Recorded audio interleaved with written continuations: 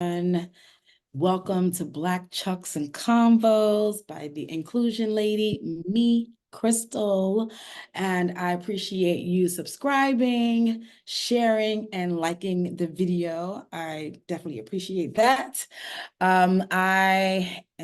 Just in terms of like who I am, I am the inclusion lady, like I stated, and I am also an inclusion marketing strategist. And this is like a sliver of diversity, equity, and inclusion. If you don't know what that is, I would say in a general way that I support expanding our minds and balancing out our perspectives in terms of society, which has tended to historically been conditioned to see very narrowly. And this one-sided view or in the box view has tended to box everyone else out who doesn't fit in this narrow view, which has been the culprit of systemic oppression. So, my job is to break the box and, allow everyone to live freely outside of that box because that is the reality instead of chasing our tails in an illusion. What I do for work is I support companies and kind of where I want employees to feel like they belong and that they can thrive. Um, and yeah, I address all the isms as much as possible. Okay, Black Chucks and Convos is a space that I created where we can have some honest conversations, some cultural conversations in the realms of everything under DEI, which means racism, sexism, ageism, ableism, all the isms. Also self-leadership, we have business ownership, goal achievement, and also beauty, because I have some experience in the beauty world and not just talking about aesthetically, but we will also address topics of inner beauty because that's, to me, what matters most. And with all that being said, I want this space to be where my guests can show up and share their stories authentically and uniquely so that you, the audience, can have some compassion and understand people's lives because some of you have no proximity to other cultures. So this is a place to like understand what we're all going through on this planet. All right. Okay, so my first guest here, I lovingly met at Barnes and Noble and fell in love with immediately. Like her mind is like so imaginary and it's full of truth. And I said, I have to have her voice, like somewhere teaching the people. Okay, I'll read a little bit about Rachael. She is an author and an indie author, excuse me, and an indie game designer who writes under f-deangelis and has 3 different series. She is a chronic migraine sufferer who has the same chronic migraine for 10 years, which I would love to kind of talk about that. And she is a trans woman who brings awareness to mental illness, such as depression, anxiety, dissociative disorder, and dissociative identity disorder, meaning that there's at least 5 of the, I guess, personalities. I would love to dive into that. And where you can find Rachael, there's a website available, mdro.com. That's M as in Mary, D as in David, IRO.com. And also can be found on X, formerly known as Twitter, Facebook, Instagram, and also TikTok under RF DeAngelis. And I have a question here. It says DeAngelis, 5 authors in a meat suit. What does that mean? 5 authors in a meat suit. Very, very shortly, there are 5 of us. Yes. And we, depending on how deeply you want to go into this, Mhm. very early on in my life, things happened. I was raised in extreme Southeast Georgia in the early 80s. Not the best times to be different. Mm. Okay. And eventually, mostly due to the treatment I got at school, some that I got at home, my brain decided to defend itself in some interesting ways. Hmm. From that, there are five distinct personalities, five people who we had very early on to absolutely communicate with each other. Because if we didn't, if any of us missed anything, we were in trouble. And that was not a place we wanted to be. Okay. So, about 10, 11, somewhere around there, we set up this little roundtable discussion amongst ourselves. We started bouncing ideas back and forth, having conversations, anything, everything. And when we started trying to write, each of us would put in different parts of the stories. Mm. We were dyslexic. We are dyslexic, ADHD, very neurodivergent, probably autistic. They refused to actually test me. Do not know why. What? Uh, I I've tried 17 different times to get tested ever since this started, and as of yet, no, you don't need to be tested. You don't need to be tested. Um, when we got started again, thanks to one of the players in a LARP I was running, Mm-hmm. they said you should be writing. I says I would be writing if I could read what I had written, because dyslexia, Mm. typing, writing, these are not the best things in the world to go together. But Mm. between when I tried in 2000 and now, the spell checkers had gotten so much better. Mm-hmm. Sat down to write what we thought was going to be a short story. Um, Jess, which we have found out is the core, the original, does most of the stitching together of the world, the words, and things like that. Mm-hmm. And the rest of us bounce ideas off each other, add our voice to it, make sure the voice of the characters remains consistent, so on and so forth. So it literally is five authors in this meat suit. Mm. Meat suit. Got it. Now I get it. Okay, especially the meat suit. Because that was a visual. I was like, what the hell is that? All right. Um, so I want to kind of ask more questions about that. So, like, how did you know there were five of you, and what time did you discover that? Oh God. First off, this wasn't something where we just started coming up to each other and going, "Ah," in one of our cases. That is very much what we do. We'll get there. Okay. No, when I was in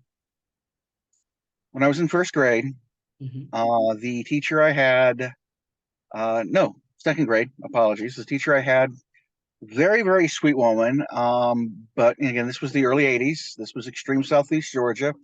And for those who are aware of certain parts of culture, especially drug culture, I lived right outside of Douglas, Georgia. And yeah, if you know anything about the early 80s and that town, you know she was never got to prove she was on something. Most of the time, when she wasn't able, she wasn't there. Mhm. But she had an extremely interesting method to help promote learning, Okay. i.e., if we didn't do our times tables and things like that, we got corporal punishment Oof. for every one we missed. Mm. My Now, goodness. I'm sitting there dyslexic, undiagnosed, ADHD, undiagnosed. Those two have been diagnosed, by the way, and probably autistic, but this is the early 80s, and I am functional. So Okay. nobody thought anything of it. I was just the weird kid. Okay. Finds I'm actually trans, this also makes me the weird kid. Mm. And there was this picture beside my desk of a tiger. And with everything that was going on, this tiger became almost this guardian angel like figure to me, somebody to protect me. Mm. And when I was feeling down, I gave them a voice, and I imagined them telling me jokes and things like this. And eventually, you know, years later, I'm no longer in the classroom with this tiger picture. The tiger kept talking to me. Now, it Mhm. wasn't like schizophrenia where you've got, it's coming from outside. It's me. I gave it the voice. Mhm. And after a while, she developed her own personality. And slowly but surely, each of us did. I, Rachel, was the face.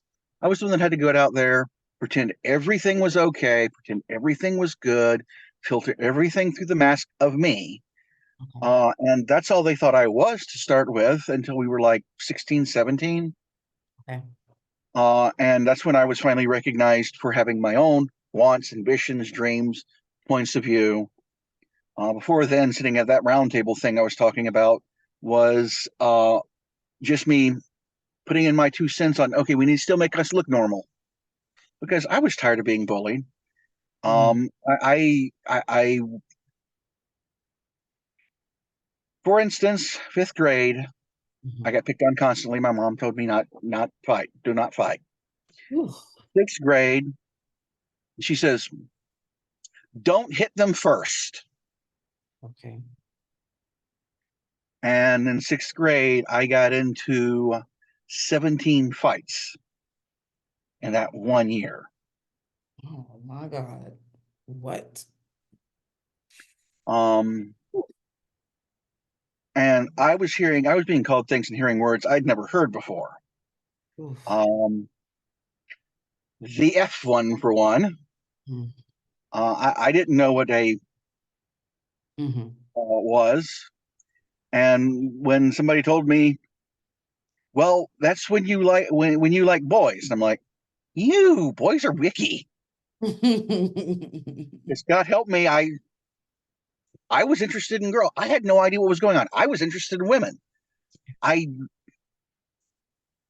So it was a big part of it was making sure we all fit in, Mm. and we kept as low a profile as possible.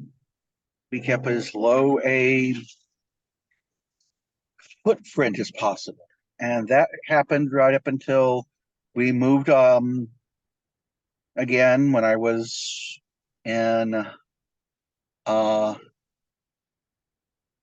grade for the second time. I wound up having to go back due to credits. I failed my English class. Um, and with the change of school, I decided I was going to do things a little bit differently. Okay. And rather than having a small footprint, which was leaving me absolutely miserable, Mm. I decided, you know what? Screw it. Um, and I was me. I Yeah. didn't care who would hair lip. Um, Still, by the end of my high school career, I'd never heard the term transgendered. Mhm. I didn't know what that was. Um, I had slowly come to terms, quote unquote, with my sexuality, Mhm. which was they keep saying I'm a queer. Okay, I'm looking. Yeah, he's cute. Yeah, he's cute. Hello. Oh my God, she has got it. Okay. I can't tell if I want to be her or date her. I'll date her. That was me. All right. Mhm. Because when you're a teenager, you're trying to figure all this stuff out. Right. And because of what had happened to us, figuring all of this stuff out was paramount to the five of us. Okay. And you had me, Yep. Claw, which was the tiger. Okay. She picked that name when we were like 22, based on a tabletop RPG character we had made. Okay. Um, Jess, who had actually been calling herself Jess for a while, but wound up because that was our grandmother's name, Jessie May, and we absolutely loved it. Um, then you've got she called herself Wrath to start with. She's currently calling herself Sonia. Okay. And that's because literally of Red Sonja. She was the protector personality. Mhm. Whenever we got into a fight, it was usually her taking the hits and trying to de-escalate things until we couldn't anymore. Then you had Faith, who we grew up in Southeast Georgia in the 70s and 80s. We were very, very big into church, in the Bible, into religion, and we've studied everything we could get our hands on. Mm. She was the one in charge of trying to put everything back through that lens so that we could understand. Mm. Um, and for years, all of us, um, we weren't that. We weren't MPD back when it was multiple personality disorder Okay. because we didn't run over each other. Um, we were not nice to each other. We really weren't. But we didn't, hijack the body and go on these little, killing sprees like you see all over TV and stuff like that. And we were terrified of asking for any help whatsoever Mm. because we didn't want to be in an I love me jacket inside of a bouncy room. We wouldn't go and get any help for our depression. We wouldn't go and get any help for the anxiety.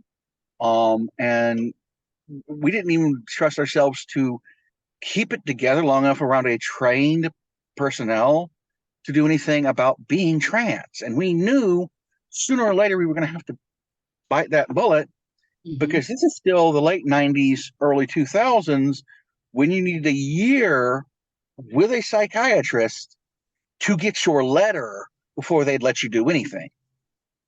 Mm. Um, Mhm. and we kept our studies up, our studies being stuff we were interested in. We had discovered early on the problem with the student loan programs that were being offered at that point in time. And we were like, no. But we, thanks to this magical thing that was called the internet, Mhm. I literally could read studies from Harvard, read studies from MIT, read studies from Johns Hopkins. I knew why it was called Harry Benjamin syndrome because the first time I heard that particular terminology, um, that's not what I was thinking of. But the man's name, Dr. Henry Benjamin, that was actually his name. And there's just all of this that I took and learned. Um, and I was trying to understand. I was trying to understand what was going on with me. I was trying to understand why I kept looking at the world the way I looked at it, and why I was wrong. But much more importantly to me, why did people around me, some of them very, very good, very, very honest people, loving, kind, spend so much time psychologically and spiritually mutilating themselves, Hmm. doing things that I can see the hurt they have just as they're walking around. It's the reason why most people, including my current psychiatrist, says I am autistic, is because that mask everybody puts on to hide behind, it doesn't register. I see it, but I see the way people react to certain words. I see the way the facial expression changes. Unlike a lot of autistics, I'm very, very big into eye contact. And Mhm. I watch how those little crinkles around the eyes change and move. It's a much better indicator of mood than anything else. And well, when you had my childhood, being able to read somebody's mood was a survival skill. Mm. A Um, few so, questions. okay, One is, I know that your pronouns are she and her, correct. but why wouldn't you choose they and them? We actually had a talk about that. First and foremost, bear in mind, we've been starting this journey a long time before the nomenclature has come anywhere near catching up with anything. Yeah. We collectively, the five of us, got used to she and her thinking of ourselves when we were still teenagers. The Oh, concept of calling ourselves they and them was antithetical to us because we were broken, but we weren't sick. We weren't one of those. So we have a mental stigma against they them. There's mm, nothing wrong with it. I can understand perfectly why some people want to go with that. We can't. okay. Even starting, we have started openly talking about this since the start of the migraine, Mm, when we no longer had a choice but to get help and take any help we could get. So we had to come clean at that point in time. And at the start of it, this was still schizophrenia. Technically speaking, on my records, I have a schizophrenia diagnosis. mhm. My current therapist has rescinded that particular thing. Okay. It is now firmly under the dissociative disorder diagnosis. Um, Which means, Dissociative disorder. If you have base dissociative disorder, people can dissociate for pretty much any reason, and everybody does it every once in a while. That I'm staring off into space and lost for a minute. mhm, That's basic dissociation. Dissociation disorder is when it happens, let's say at inopportune times, especially somebody with PTSD or CPTSD, which I also have. okay. That 1,000-yard stare you hear about, Mm, where they're there and you know better than to touch them, but they're staring at something in that middle distance. okay. And especially if you've got somebody who's come back from war and they've got that, leave them be, give them a minute, Mm, wait for them to come back. That's a dissociative episode. okay. Dissociative episodes can very much be a part of PTSD and CPTSD. There's a difference between the two. Okay. And quite frankly, I'm not sure which I'd rather have. Um, Dissociative identity disorder happens when you have one of those dissociative episodes, but something else steps forward during that episode and protects you. Mm, You're disassociating to protect yourself from the situation. That's what it is. But okay. sometimes when you disassociate from that situation, the situation's still there. It's still dangerous. If this happens enough, you wind up with what's stepping in, going from being an automatic response for your brain's protection mechanism to them developing their own everything. Okay. It makes sense. Um, Thaw is the consummate smartass. With the exception of Core, she is the oldest one of us. Okay. And we got picked on in school almost constantly.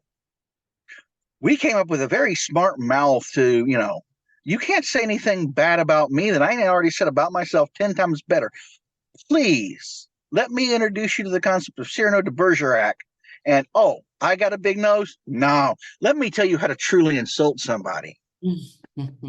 And, bad jokes, bad puns, the humor for deflection, all of it. Mhm. And each one of them did that. Once the fist starts swinging, Sonia was up. And she was the one who sat there and took the first hit to make sure, okay, you've hit me. Do you feel better now? Hit me Mm. again? Now it's on. At which point she would, yeah, attempt to break them. She doesn't Yeah. fight for dominance. She fights to defend herself, to defend us, which Yeah. means trying to hurt somebody. I mean, in my opinion, rightfully so. I think that self-preservation steps up in that particular situation. You know, you can't keep getting hit and bullied, you know. I Back when we didn't realize that Jess was core, that she was the original us who slowly receded further and further back as we came forward to protect her. Mhm. Jess is very, very violent. Okay. Given half a chance, she will rip into somebody. She prefers to do it verbally. Yeah.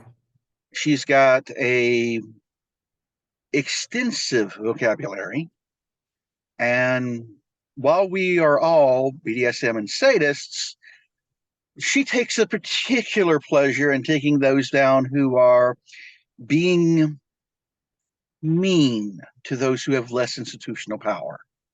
Mm. She has come up with some very interesting things to say over the years.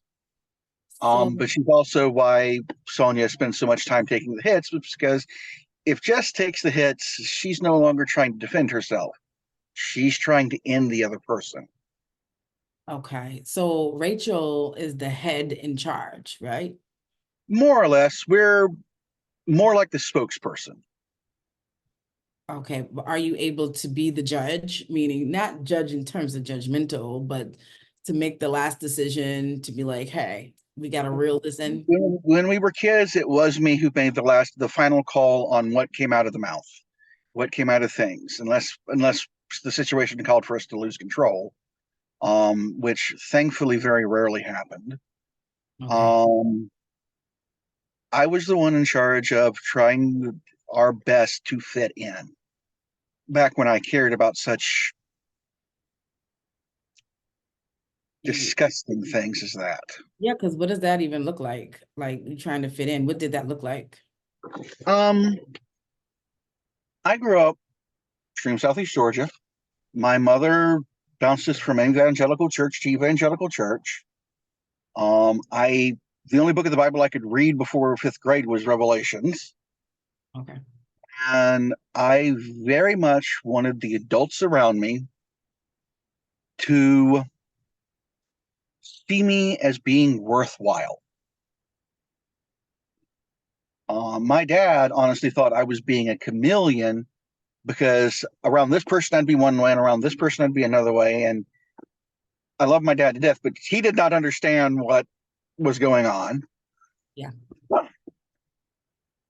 He thought I was being fake, and he wasn't wrong.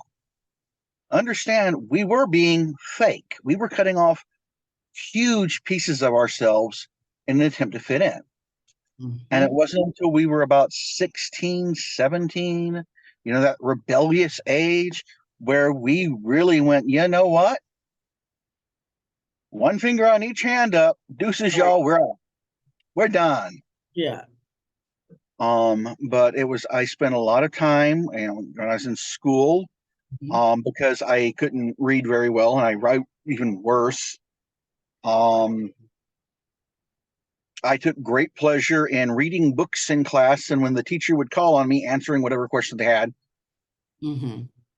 Looked like I wasn't paying attention? Nope. I Yeah. played chess in class. I did this. I had just enough of the bad boy streak to keep me out of bounds for some of the rougher characters in school.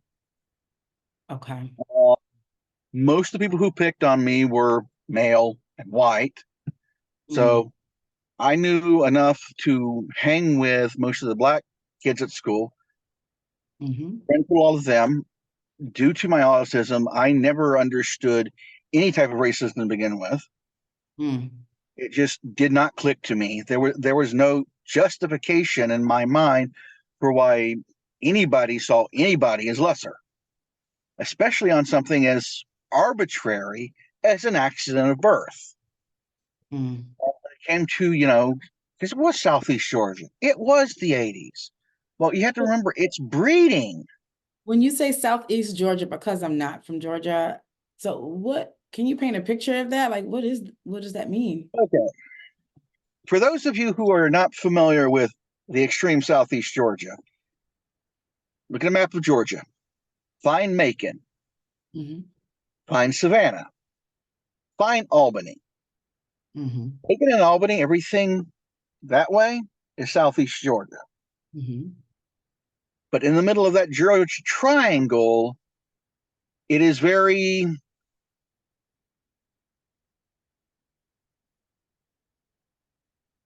as much as I hate to say this, it is very much a dichotomy of differences and contradictions. You have people there who will happily identify as a racist, Happily.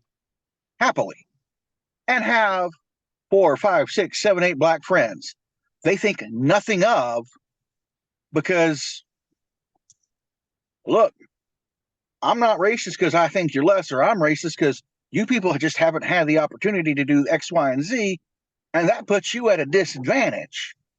But Mm. they'll call themselves racist, even though what it is they understand the systemic problems going on. Mm. But that, with these days, would be called woke, and they ain't going to be called something like woke. Mm. And down there, you have almost everybody in the rural areas, white, black, Hispanic, whatever, Mhm.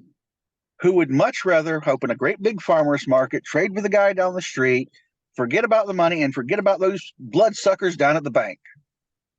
I have heard more Marxist content and rhetoric out of these people who were so anti-Marxist because that's all they knew. That's all they were told. Mm. They have no idea what this stuff is. It's, by one measurement, one of the most beautiful, diverse areas you're ever going to see. Mm. When I grew up, I didn't have any hatred of the stars and bars because everybody I knew who was flying that thing was literally 2 or 3 steps away from being the original version of the redneck. Look up the Blair Mountain thing. They were leftists in everything but name. They were inclusionists in everything but name.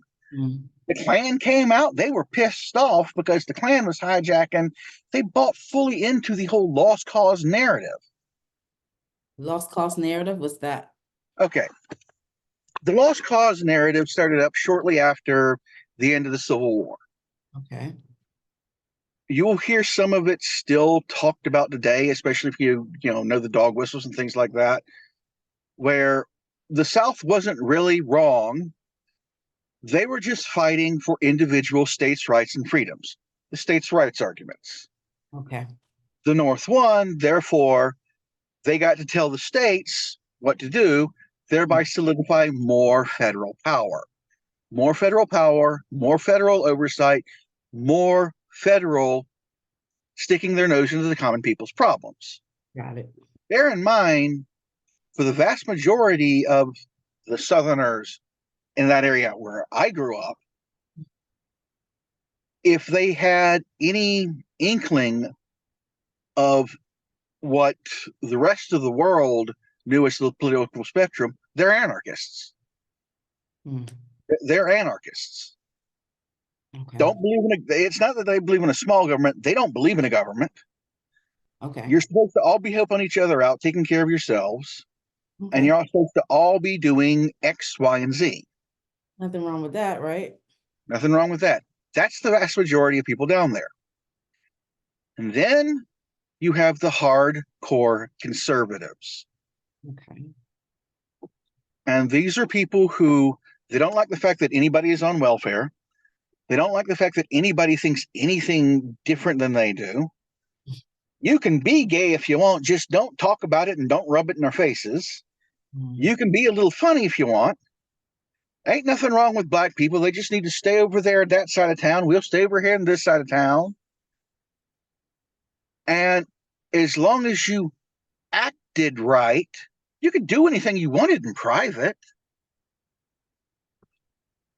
My dad was the firstborn of 11 children. Ooh. Grandma and grandpa were not Catholic, they were Protestant. Okay. Therefore, the entire family was viewed as nothing more than white trash. Mm. Um, and my dad had to put up with that his entire life.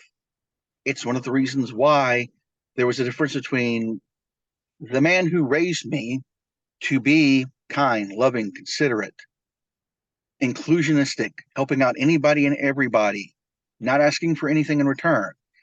And the man who beat me, Mm.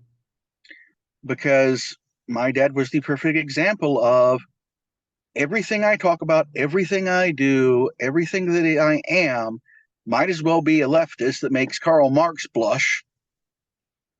But everything I believe, everything in how I act, everything in how I carry myself must be patriarchal, male dominated, Christian, white nationalist.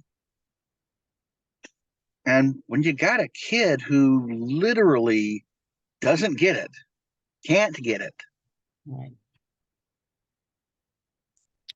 So was that for, you think, survival on his For part? him, it was very much survival for his part. He is of the opinion that if he lets people know how soft he is, he will be taken advantage of. And considering what I watched growing up, he was absolutely right. I Yeah. watched people take advantage of him on a regular basis and screw him over. Mm. One of the easiest ways to do it was to get him mad with me for some reason. And then while he was mad with me for something I had done, not acting masculine enough, not, doing this right, not doing that right, lying, because, when you're constantly terrified, you're going to lie all the time trying to avoid it. Yeah, survival. Um, he'd get mad at me and his guard would go down, and then they'd hit him up for $1,000. They'd hit him up to borrow his tools. They'd hit him up to, get one on this brand new business idea that I just had. Mm. My dad was a Boilermaker. My dad has been to Angola. My dad has traveled the world, Mm. stacking steel, fixing pipe. He has been to Africa, Europe, all across the US, Canada. He didn't get a chance to go to Australia, unfortunately. And that ship has long sailed. He wanted to go to Australia, but in '85 he broke his leg. Okay. And when I say broke his leg, I mean his femur in 12 places on the Okay. job. Got Yikes. screwed over. Okay. So, all right. I want to kind of veer off from here into, because what I am hearing you say is that you knew that you were always unique, and that uniqueness definitely didn't fit into that box that we're all conditioned to be into. So to me, that takes something to survive. It's really hard to not conform, because that's an uphill battle. Um, and then you made a decision at some point, after all the fights and the struggle and the abrasion, um, to say, F it, I'm no more of this, and I'm into like my authentic selves. Um, what did life start to look like for you once you embraced and owned who you were? We went from almost constantly degrading ourselves in everything we did because Degraded? nothing was ever good enough. Degrading ourselves Okay. in everything we did because nothing was ever good enough. Our Okay. grades were never good enough. Our studying habits were never good enough. Nothing was ever good enough. Okay. And when we moved to a different city, and I decided that I was going to start fresh and just be me. You left everything behind? Did you have a partner or anybody with you? It was no, it was the family. My dad, my mom, my baby brother, and as much as that can be, especially by that point in time, because I wasn't having almost anything to do with the family.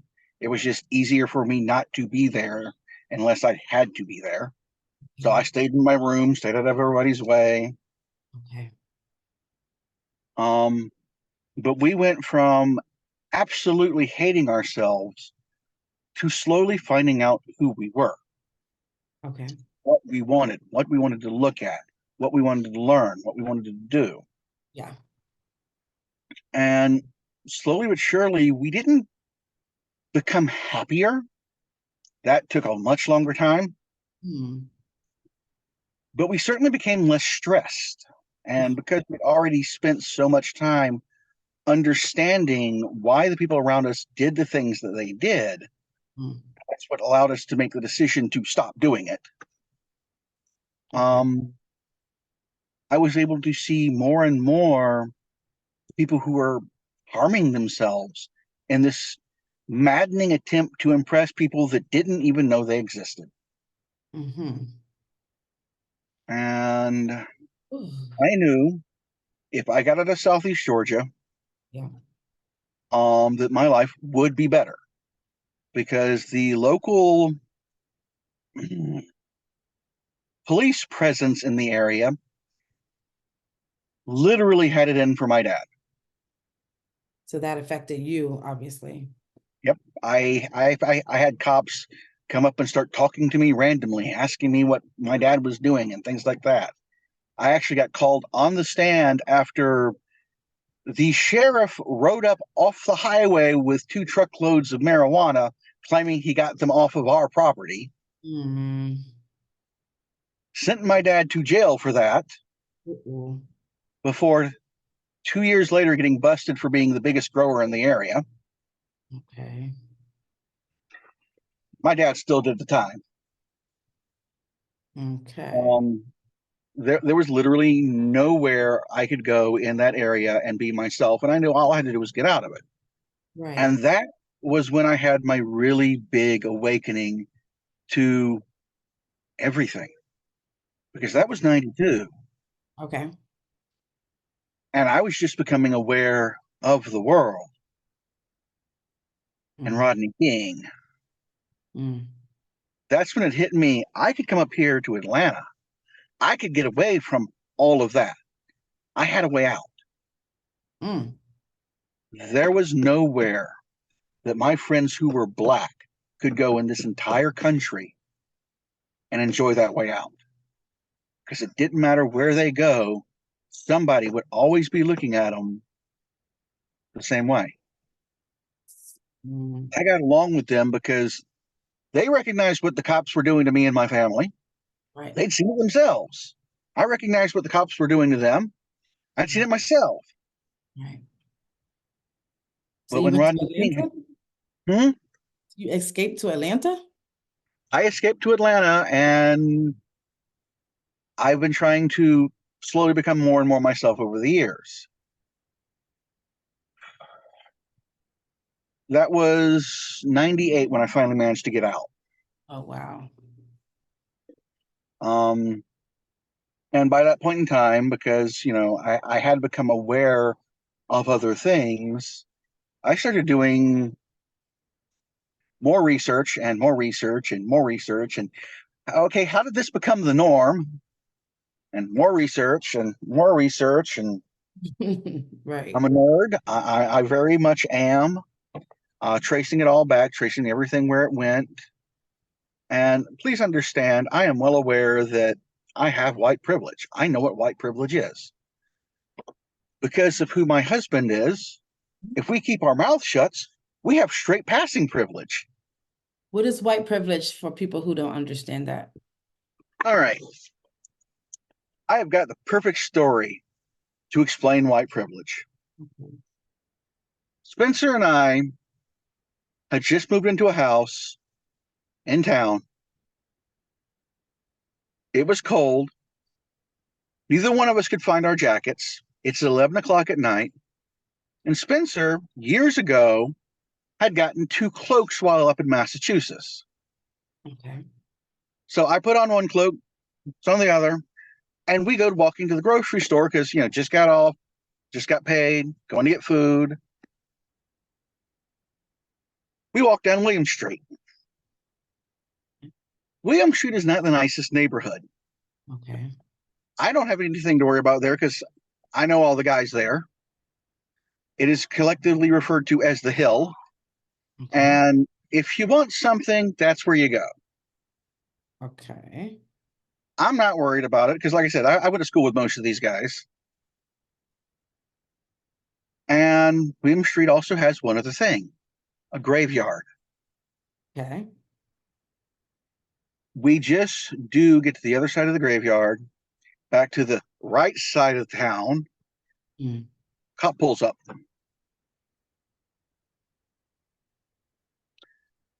Get the sirens, get the light, hoods come down, and I flip open my cloak because I have 12 inches of steel on my hip.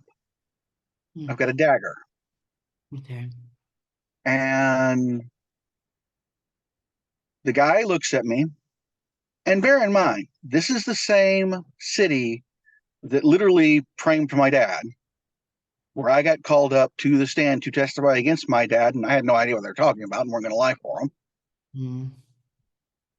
And this cop chuckles, calls me by name, and says, "Don't you know you're going to scare people dressed like that?" Okay. We have gotten several reports of two vampires walking down William Street.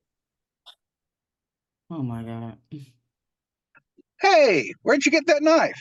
"Oh, my uncle gave it to me." "Can I see it?" "Sure." Hand over this foot-long piece of steel blade to the guy. He looks it over. "Where'd you get it?" "My Uncle Tony." "Where'd he get it?" "I have no idea, and I didn't ask." That's probably a smart move. Knowing Mm. your uncle, hands it back, puts it down. We go on about our business. And there's a cop. That's a cop. Oh. All right. That is a cop. I am sitting here with a concealed knife, walking around in a Renaissance cloak with a hood at midnight by a graveyard. And as soon as that hood comes down and they see that my skin glows in the dark, no, it's all good. Nothing to see here. Now, look throughout the rest of the world, of the US, anywhere else. Let's pretend my skin was just a little bit darker. I was Hispanic. Okay. Hood comes down, cloak flaps open, knife on hip. That encounter would have gone a lot different, and heaven help me had I been black. Yeah. I hate That, to admit. that's what white privilege is, and this is what most people don't understand about it. I can Right. talk about this kid I went to school with named Marcus. Okay. I can tell you that Marcus was a really great guy, and one of the reasons why I understood some of the things I understood very early on. Marcus wasn't the brightest person in the world. Mhm. Marcus was what we would call today special. Okay. And 90% of the people listening to me right now have a picture of Marcus in their head, and chances are he's white. Mm. This is despite the fact that Marcus is special. Chances are he's still white. Marcus was not white. Marcus was black. But there was nothing in my description that said so, because our default way of thinking in this country is white, male, middle class and above, cis het normative, Right. Christian, evangelical. Right. If we say doctor, the first thing we think of is male. Doesn't Right. matter. We Right. say cop, the first thing we picture, for good or ill, is the racist white guy. Yeah. Default. That's what it is. That's what white privilege is. We are seen as the default. It doesn't mean my life ain't been hard. I've been homeless 3 times. It Mm. doesn't mean I haven't got my ass kicked on a regular basis. It doesn't mean I haven't been harassed by the cops. I grew up harassed by the cops. And because I had literally been trying to keep my nails long for a while and then broke some of them, except for my pinkies, which were still nice and long, and stopped by the cop who thought I had a coke nail, Right. it doesn't mean I don't get bullied and harassed by the powers that be. Right. It means that on the scale of being bullied and harassed, I start here instead of here. Right. That's a good. All right. So it's not that I get an easier time, I get a less hard time. Yeah, that's a good way to put it. That's a good way to put it. Thank you for explaining that, by the way. So, all right. So let me speed up into now, 2024, 2023-ish.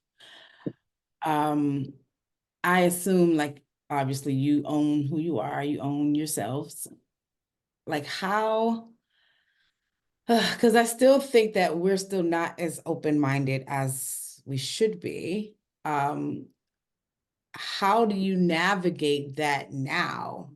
Who you've been experienced and you have, an understanding of what this external world looks like, but you're still owning who you are that still doesn't fit into this box. I've come to three very, very basic modes of operation. Okay. One, I am not able to keep my damn mouth shut, nor do I want to. So I am not going to pass for straight. I am not going to pass for cis, Yes. and I'm not going to pass for white if I can do anything about it, because my heritage is Celtic. I Okay. am part of the European diaspora. Yes. White was a mythology invented by the ruling class of Europe to get us to side with them against you, Mm, to make us think we had more in common with them than you. Meanwhile, both of us were getting shit on by the same people. right. Exactly. One of the ways I deal with it is I just ignore the people who don't matter. Okay. There are Ooh, 90% of the people I will run into on any given point of time. They're human beings. They have their own lives, their own worries, their own whatever. They don't even know I exist. They can literally be standing beside me and have no idea who I am, what's going on. So if they misgender me or they say something insensitive or things like that, I will take and just push it all to the side. They don't know me. They ain't got no right to judge me. I'm not hurting anybody. And in all honesty, they have no idea what they said. mm, Second, and you may be familiar with this happening, when I hear somebody talking and I feel I have something I can add or agree with or lend my voice to, I will do so.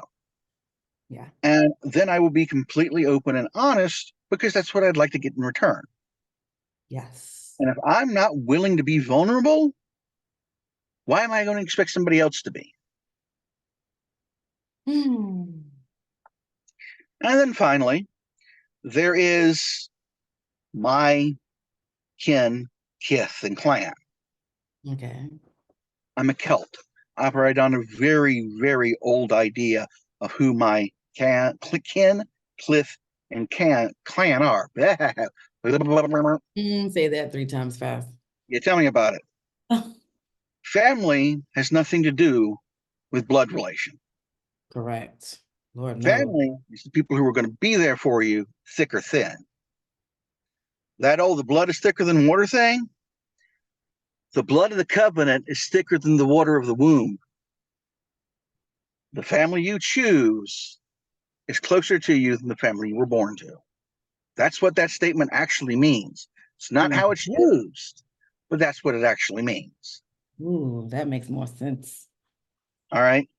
So I've got a lot of people in the poly community, in the gay community, in the S&M community, in the diversity community, in the mental health community, who I sit there and I will listen to and I will talk to, and I love debating with and talking with, sharing ideas.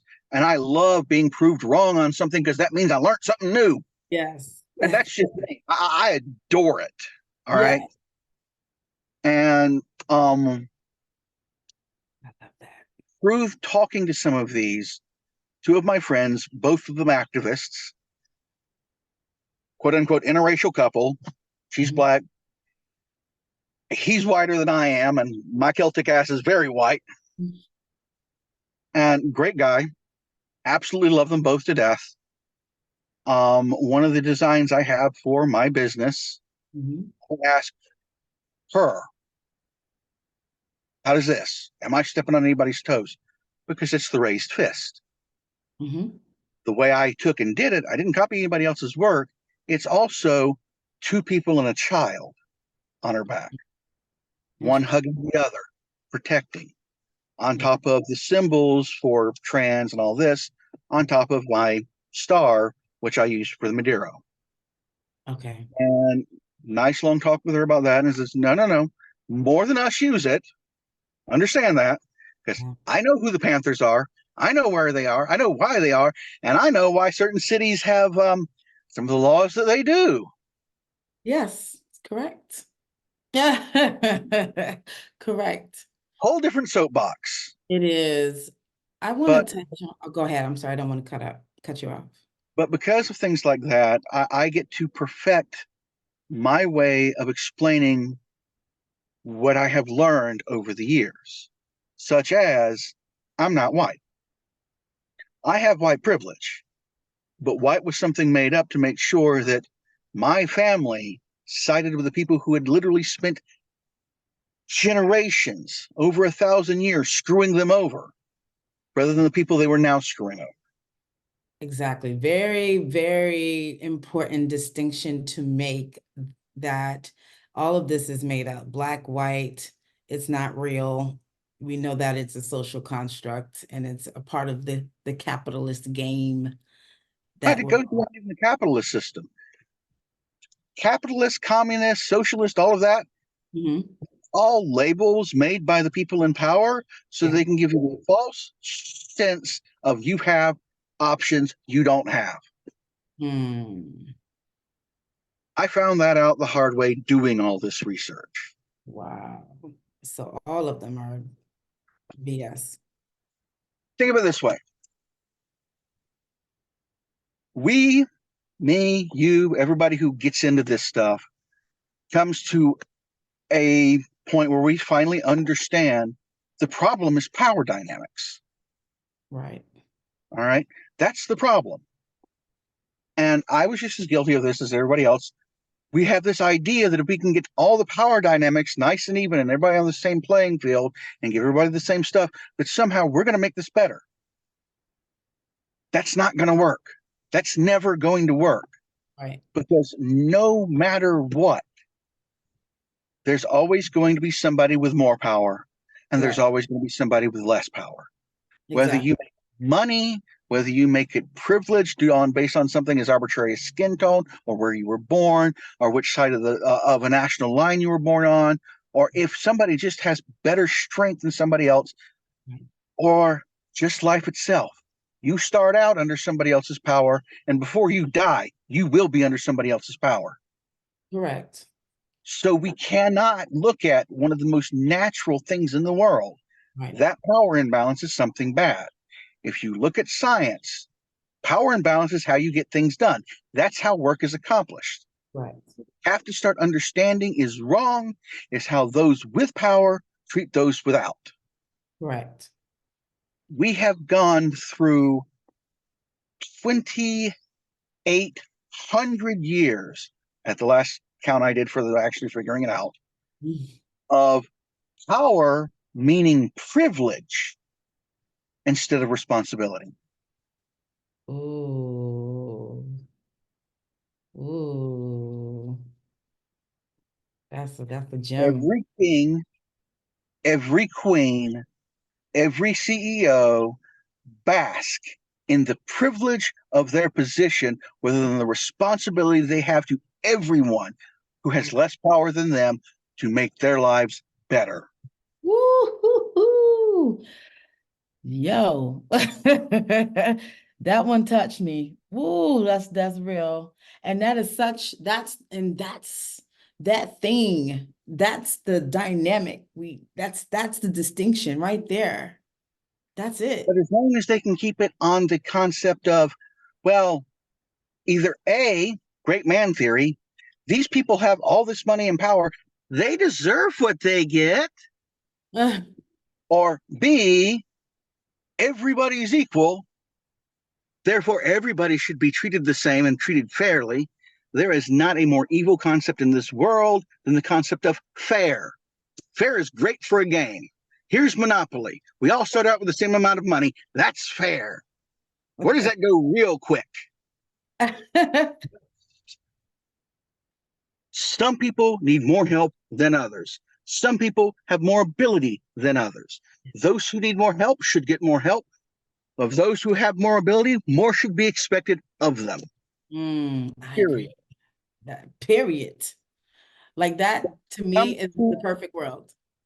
When it comes to certain things, I got no problem with capitalism as long as capitalism has the proper control rods, i.e., Yeah.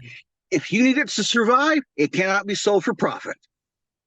Mm. Period. Ooh. But on Ooh. the other hand, think of all the stuff that we have gotten and learned and grown just off of these individual little people running around everywhere with some good idea that they make. Yeah.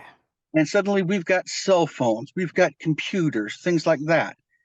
Because ultimately, here is a truth that, as far as I know, most people are not talking about.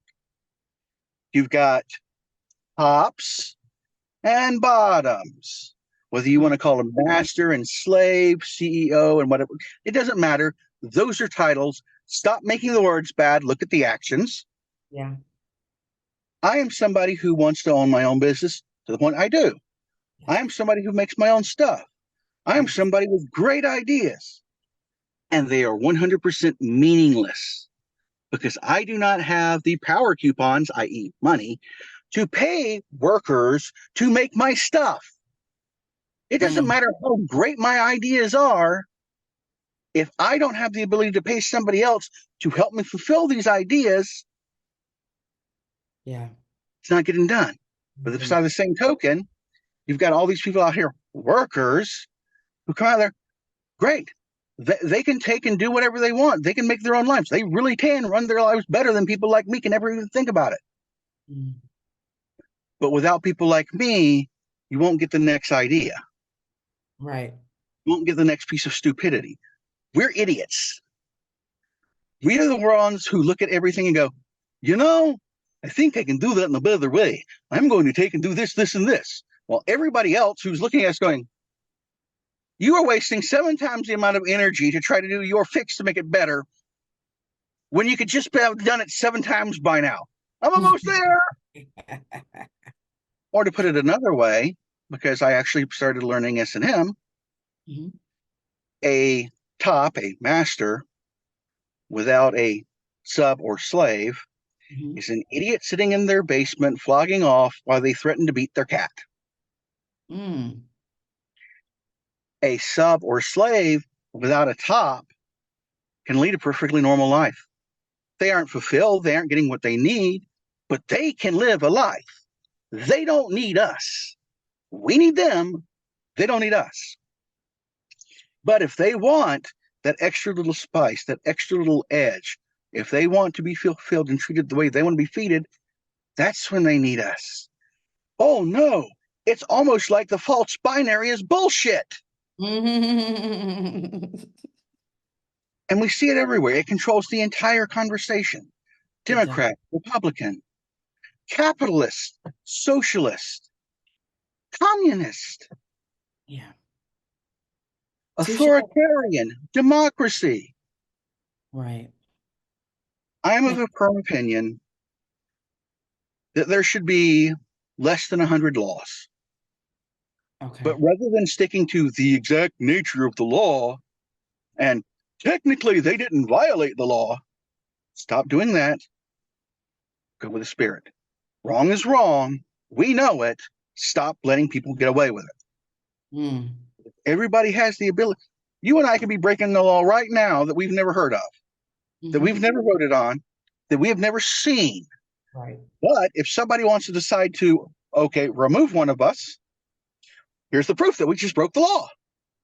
And we live under that threat daily in the freest country in the world. By golly. That's true. Look,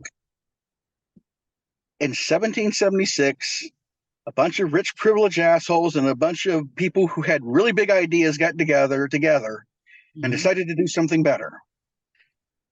1787, they actually managed to make something that sort of worked. But the big idea guys needed the money of the rich guys. So they built into that nice little piece of document a purpose that says this should get better every generation. Mm. Our Constitution, this is what actually makes America great. It's Okay. the idea that as we go, we can improve our country every day. It's in there. Look at the preamble. We, the people of the United States, hereby ordain. We're not ordained under God, we're ordained under the people. In order to form a more perfect union, it's there. That promise of what we could be has been there since day one.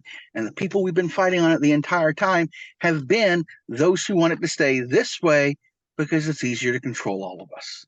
Mm. This is really good. But I know we're running out of time as well. So I'm definitely gonna, if you're open to it, we'll do a part 2 someday. I'm open to it. I've enjoyed this immensely. You can pick my brain about anything you want. We haven't even introduced you to everybody yet. Same. Before I let you go, because I feel like I'm so deep into it. I'm like, oh my God, but I have to run to the next interview. Know that one? Okay. I'm already on chapter 7 of my next novel. Okay. Let's talk about what you got going on. Let's talk about what you got going on, but I also would love if you could answer this question. Um, what as as a society, what do we need to do better with in terms of being with our fellow humans and I've accepting thought about this a all lot. of our diversity, if you will? Bear in mind that I can give you a very, very long, complicated answer that will be absolutely correct. But I can also give you a very, very short one that will be correct. Okay. The hegemony must be destroyed. Mm. All right?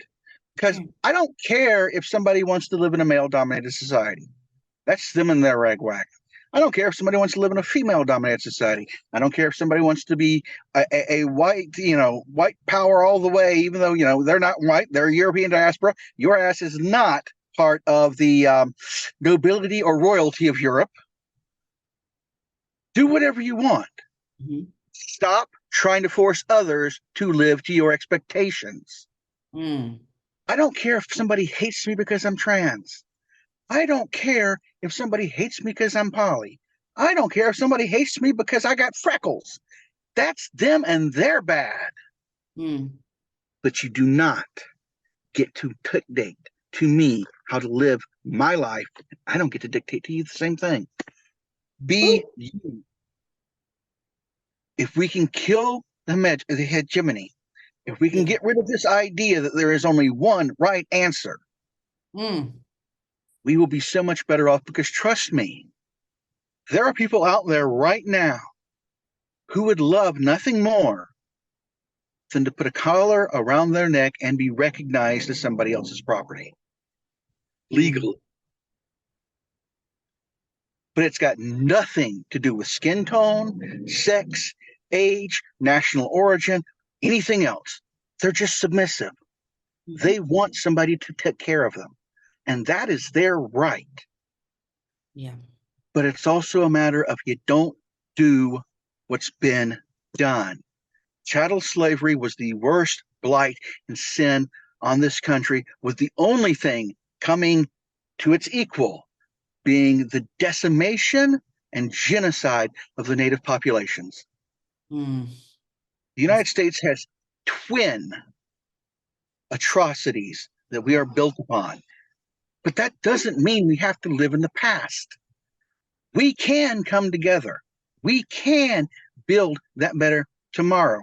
And we do it by doing it, not by bitching about it. Touche. You're amazing. Thank you so much. Can you please tell the people where they can follow you once more? I know I mentioned it at the beginning, but I would love for you to say it too. Madiro, MDIRO.com. That's my website. I finally have it updated. It has all 5 of the current books on it where you can buy them. You can find me on Facebook at f-deangelis, Madiro, or Rachel Faith DeAngelis. Yes, I run 3 different ones. Warning, if you do the Rachel Faith DeAngelis, I don't censor myself on that page. 5 Authors in a Meat Suit is my TikTok, and you can find me on X, f-deangelis, Madiro United LLC. I'm on Instagram too, but I can't remember what that's called off the top of my head. I'm 47, fixing to be 48. I love the computer stuff, but there's too much stuff going on right now. I know. It's a lot. I know. I know. I really am. I love all the new stuff. Yeah, I mean, it's a silver lining. Of course, everything has its pros and cons, but we're going to use it for good. It's a matter of taking your time to learn the new stuff and decide what you like and what you don't without getting into I'd call it tribalism because that's normally what they call it, but it's not actually tribalism.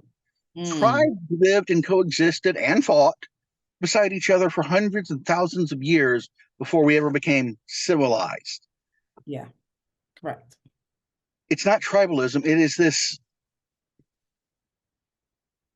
brandism, for lack of a better term, where I am a Chevy, I am a Pepsi, I am a Coke, I am a Ford. You're a person. You like Chevrolets, you like Fords. These should not be part of your personality traits. Right. I'm a Falcon. I'm a Bulls fan. It's but they really I'm a Bulls fan, it's fine. They I'm a Falcons fan, identify it's fine. as it though. It's like fan and fanatics are totally different things. Bingo. Yeah, Other than that, I'm usually up at the Barnes & Noble in Morrow, typing away at the latest manuscript. I've got 3 in the editor's office right now.